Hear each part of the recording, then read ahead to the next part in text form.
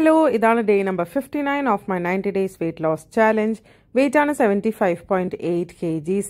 നിങ്ങൾ ആരെങ്കിലും നോട്ടീസ് ചെയ്തിട്ടുണ്ടോ എന്നറിയില്ല, പക്ഷേ വെയിറ്റ് ചെക്കിംഗ് ക്ലിപ്സ് തമ്മിൽ മാറിപ്പോയിട്ടുണ്ട്. അപ്പോൾ ഇന്നലെ ഇന്നും രണ്ടും ആക്ച്വലി 75.8 kgs തന്നെ ആയിരുന്നു. പതിവ് പോലെ മോർണിംഗ് വർക്കൗട്ടും വാക്കൊക്കെ കഴിഞ്ഞ് ഞാൻ ബ്രേക്ക്ഫാസ്റ്റ് കഴിക്കുകയാണ്. മില്ലറ്റിൻ്റെ സേമിയാണ്, ഇതിൽ വെജിറ്റബിൾസും പിന്നെ ചമ്മന്തിപ്പൊടി ഇട്ടിട്ടുണ്ട്.